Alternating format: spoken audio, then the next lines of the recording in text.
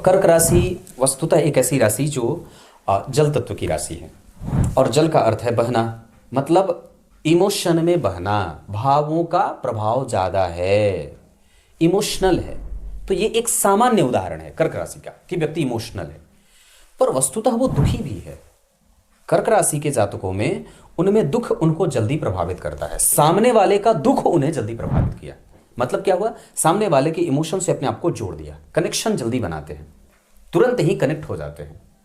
और इतना ही नहीं, इनका दाम्पत्य कई बार इन्हें परेशान करता है, और सदैव ही इनके ऊपर लोगों का विश्वास होता तो है, पर कर्क राशि के जातकों में एक बड़ी अच्छी बात यह होती है, या इनका एक नेगेटिव कह सकते हैं, कि इनको लोग उस तरीके का ज्ञानी नहीं मानते, समझदार नहीं मानते, अनुभवी नहीं मानते, बुद्धिमान नहीं मानते और मर्मज्ञ नहीं मानते। सामने वाला जो कर्क राशि का है उसके बारे में कोई भी थॉट, जो बाजार के लोग हैं, उसके हित मित्र, इष्ट मित्र जो हैं, वो एक गंभीर उसके बारे में नेचर विकसित नहीं होता है। तो कर्क राशि के जातकों को अपने इन सभी चीज़ों पे काम करने की आवश्यकता होती है। अपने आप को प्रस्तुत करने में आपको ध्यान देना है।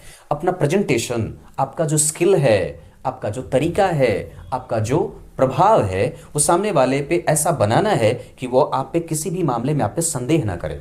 चरित्रवान हैं आप, ज्ञानी हैं, धनी हैं, सुखी हैं, पर मन से आप कमज़ोर हैं।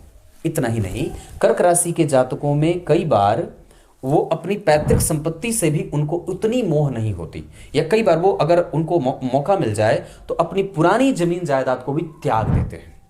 उनका मोह इस तरफ नहीं होता, उनका मोह अपने संतान की तरफ होता है, उनका मोह अपनी पत्नी की तरफ होता है, पर वो उनका ध्यान कई बार पत्नी की तरफ ज़्यादा होता है, पत्नी की तरफ, ससुराल की तरफ, ऐसा।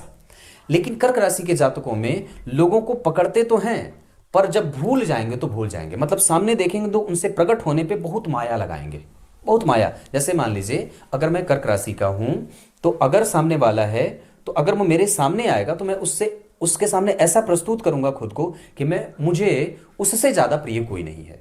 लेकिन जैसे ही वो व्यक्ति मेरी नज़र से जाता है, मैं तुरंत उसे भूल जाता हूं। तो कर्क राशि के जातकों में इस तरीके का नेचर देखने को मिलता है कि वो तुरंत ही सामने वाले पे हावी होंगे इमोशनली, पर तुरंत भूल भी जाते हैं। उनके लिए सामान्यतः बातों को भूलना बड़ा मुश्किल नहीं होता। दूसरा, कर्क राशि के जातकों में किसी को भी पहले शत्रु बनाने का कोई होड़ नहीं लगा रहता। ये किसी पे हावी नहीं होना चाहते, प्रेम में हावी होना चाहते हैं। प्रकट करना है प्रेम, अपने आप को भावुक दिखाना है तो तुरंत प्रकट है, पर वस्तुतः ये किसी पे आक्रामक रुख नहीं अपनाते। ये सामान्य है और सामान्य ही रहते हैं। ये सदैव ही सजीला व्यवहार करते हैं, सजा करके बोलना, सजा करके चलना, सजा करके रहना, सजा करके अपने आप को प्रस्तुत करना, रंगों की चमक, रंगों की पहचान, टेस्ट बहुत अच्छा है। तो कर्क लग्न के जातकों में ऐसा होता है। वो प्रायः लंबे शरीर वाले होते हैं, स्थूल जंघा वाले होते हैं, और उनका नितंब भी बड़ा बढ़िया, मतलब कह सकते हैं कि सुडौल शरीर का होता है, ऐसा कह सकते हैं। दूसरा है कि कर्क राशि के जातकों में प्रायः उन्हें कोई विवाद छूता नहीं है, वो विवादी नहीं होते, अपना काम बिल्कुल टाइम पे और ऑन टाइम रखते हैं।